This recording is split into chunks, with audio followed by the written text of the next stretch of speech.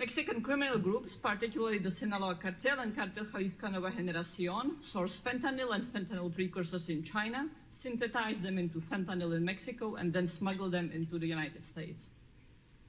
Some 90% of fentanyl seizures occur in legal ports of entry, and this is very likely where most fentanyl is smuggled through. Mexican cartels predominantly hire U.S. citizens to smuggle drugs across the border. U.S. citizens represent more than 85% of those convicted of fentanyl charges. Drugs are hidden frequently in personal vehicles or within legal cargo. New ports of entry scanning technology authorized by the Biden administration are expected to significantly increase the percentage of inspected vehicles and cargo, a most welcome development. A highly pernicious recent development is the establishment in Mexico of pharmacies that sell fentanyl-laced drugs and other dangerous substances, as well as drugs such as antibiotics and anabolic steroids without prescription. These are located in major tourist areas and very likely are linked to Mexican cartels. Yet although they operate in plain sight of Mexican authorities, the Mexican authorities appear to take little action against them. Increasing payments for precursors originating in China are now occurring in wildlife, a significant problem endangering public health and safety, as well as food and security and global biodiversity, with repercussions for the United States. In Mexico, the collapse of rule of law is profound and goes far beyond the high rates of homicides and disappearances.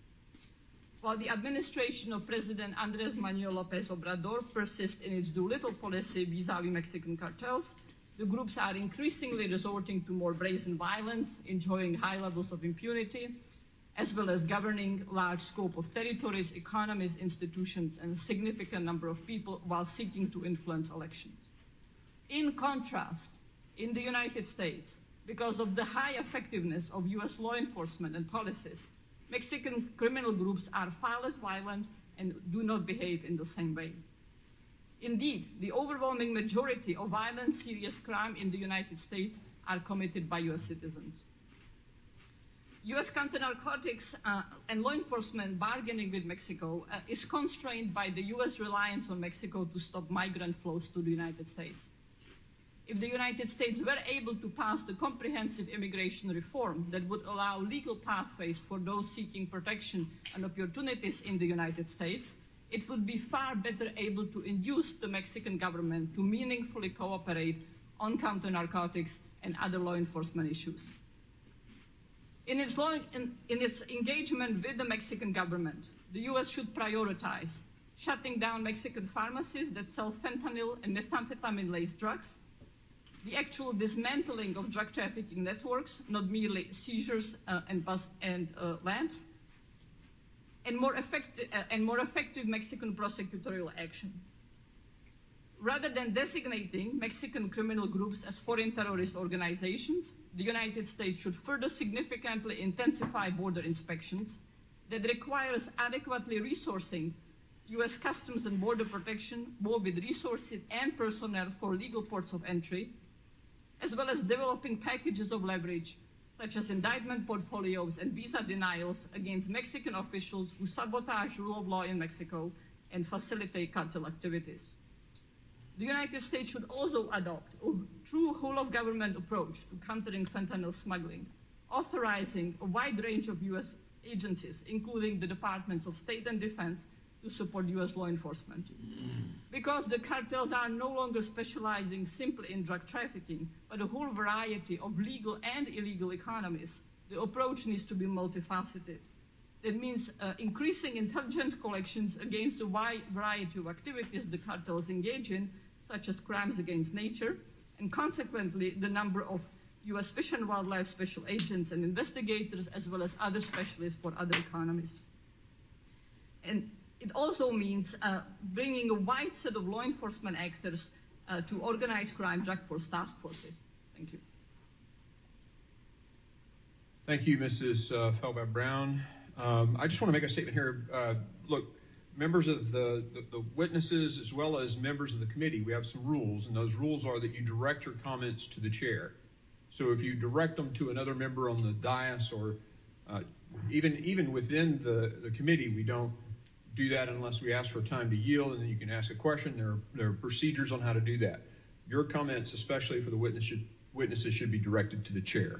I want to make sure that's real clear. Mr. Chairman. Yes, the gentleman is recognized. I appreciate that comment, but I really want to raise a point of order here. Okay. I don't think I've ever seen a witness personally attack a member like that at a hearing. Okay, I'll clarify it. You're no longer recognized. Mr. Malls, the better way to have said what you wanted to say would have been to say, someone on the committee, or to say, it's been said that this is a waste of time. And you could say that's offensive to me. There are Americans dying. You could make the comment like that. But to direct it at the ranking member is inappropriate. And I think everyone would agree with that. With that, I recognize myself. Mr. Chairman. Mr. Carter, you're recognized. Thank you.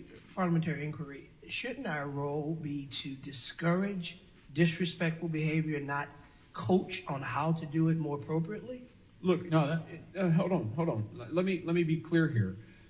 In previous hearings, we've had individuals attack individuals on my side of the aisle, and I gavelled them down. No, you can't. Hold on. You cannot address your comments to an individual about an individual, but you can say Secretary Mayorkas lied, but you can't say Secretary Mayorkas is a liar. I know it's a subtle difference, but the rules are very clear. The rules of the House are very clear on that.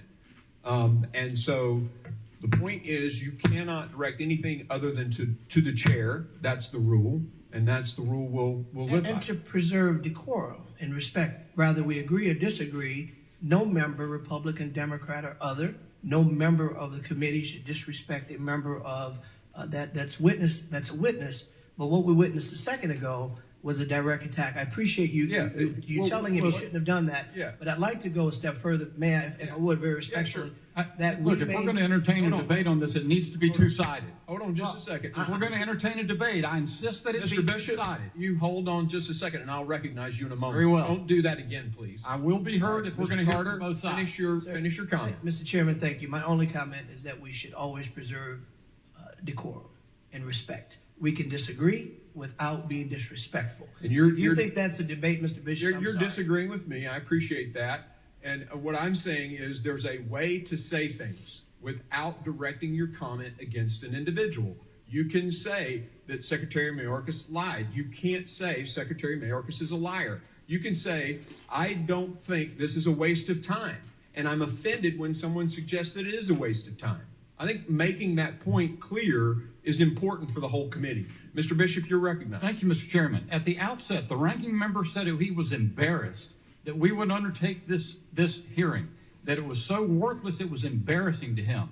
That witness responded to that because it was an attack on that witness. Every witness on this panel and every member on this side of the dais. I'd like to know why a member of Congress, because he sits up here at this dais, can feel free to disrespect people who come at our invitation to testify by declaring what they have to say about youth being killed by fentanyl poisoning across this country, that is not worth this committee's time, but a response to that is objecting to. And I'll say another thing, forensically. In every hearing that I have attended where witnesses testify, they address their remarks to the chairman and to the ranking member.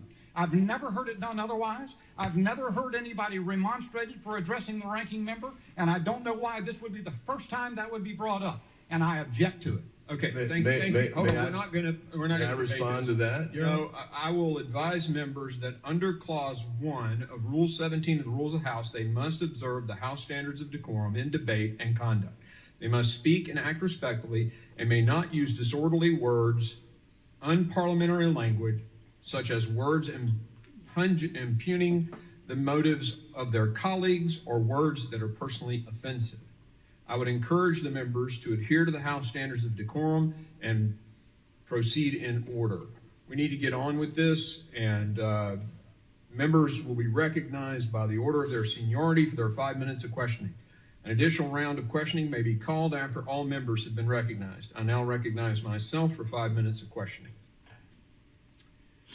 My first question is to Mr. Jones. The cartels have essentially taken over a lot of the drug networks inside many of the United States cities. If you look at some headlines just in the past few weeks about San Francisco alone, they basically have seized control and are coordinating with the gangs to seize control of the drug trade in San Francisco. They've essentially taken over all the criminal networks, much like a mafia.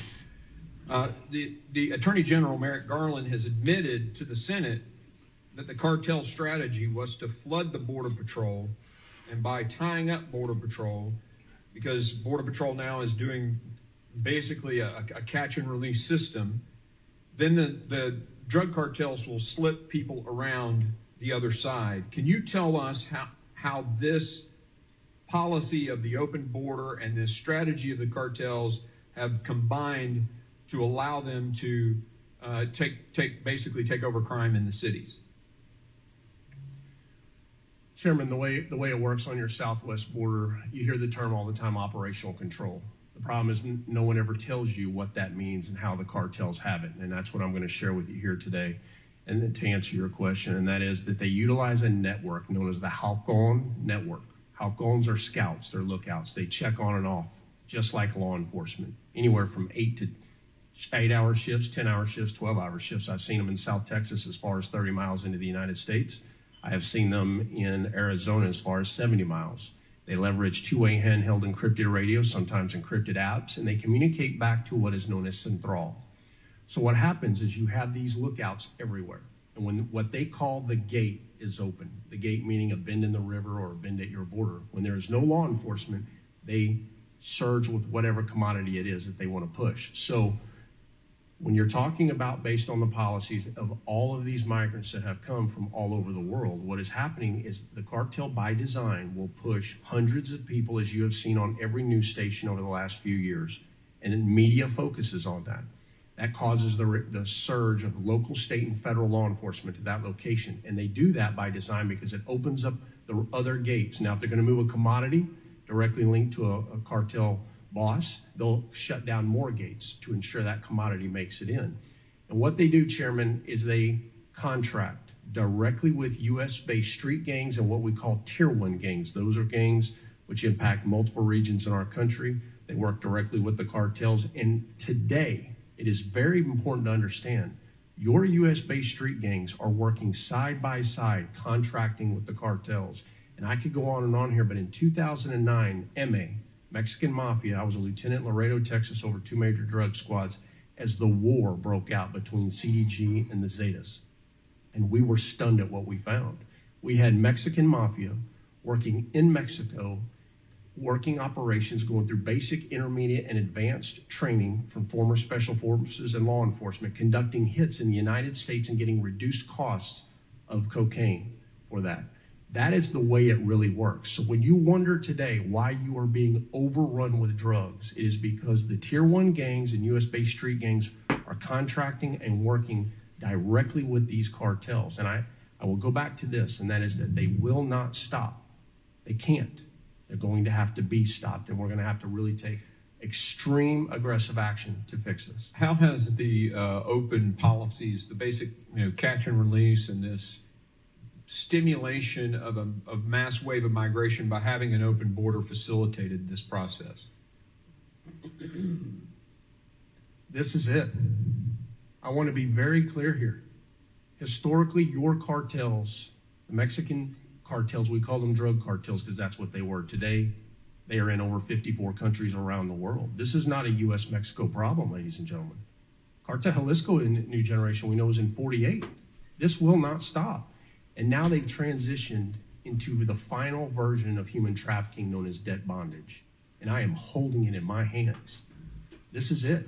This is how emboldened they've become. So I can't stress to you that you have to take extreme action to go after these cartels and to truly create relationships with Mexico and the rest of the world in what we call a unified command and treat them as the dark networks that they are. And I'm happy to discuss that with you as to how to go after them. Thank you. I now recognize the ranking member for 5 minutes of questioning. Thank you very much, Mr. Chairman.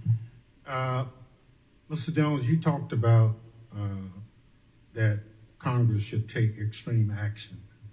Let me tell you what was in the the last omnibus package that we passed in 2023.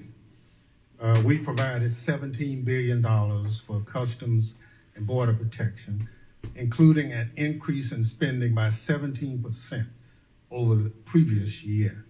It allowed for hiring operations along the southwest border. We also provided funding for 19,855 Border Patrol agents, an increase of over 300 agents, the most since 2011.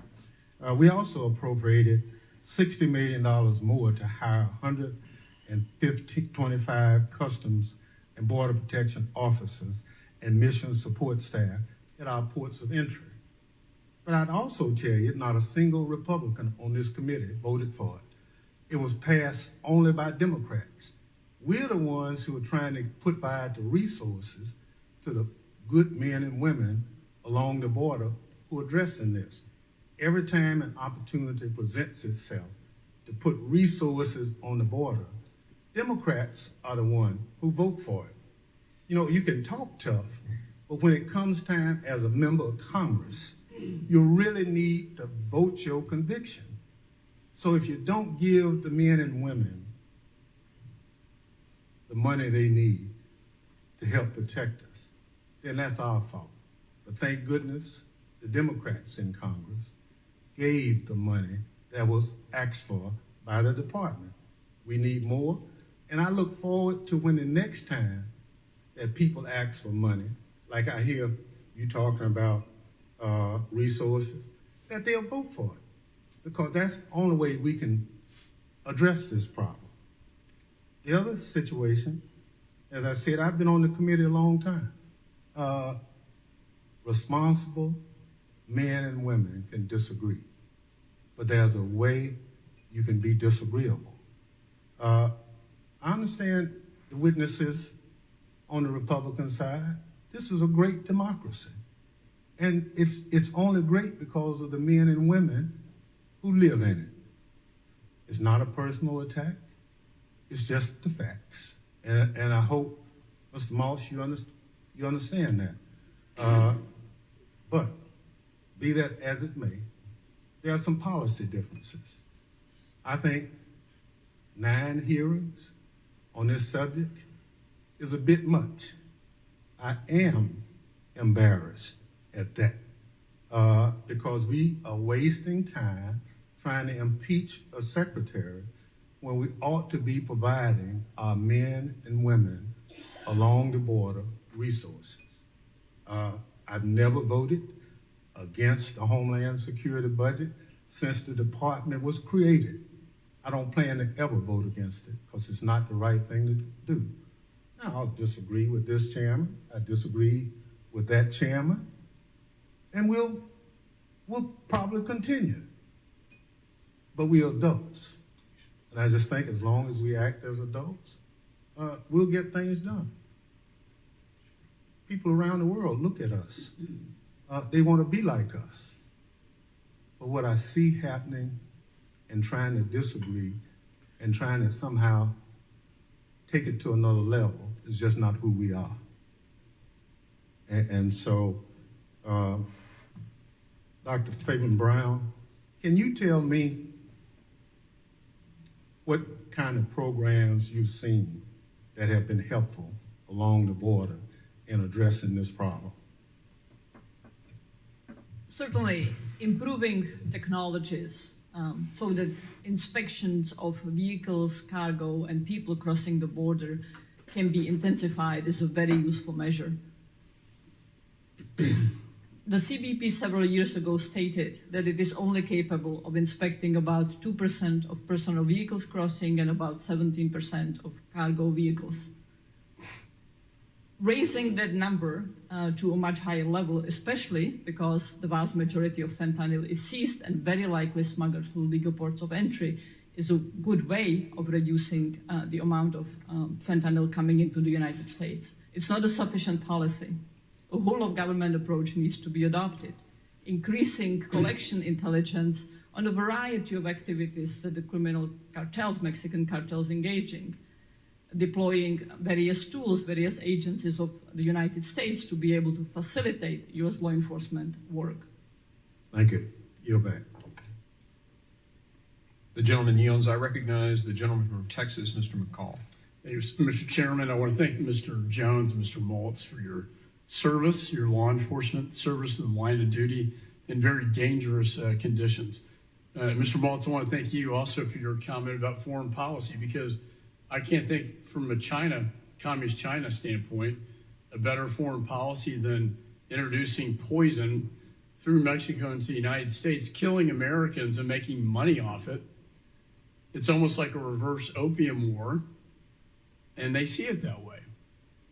It's killed 70,000 young people, 20,000 pounds of fentanyl seized, enough to kill 4.6 billion people.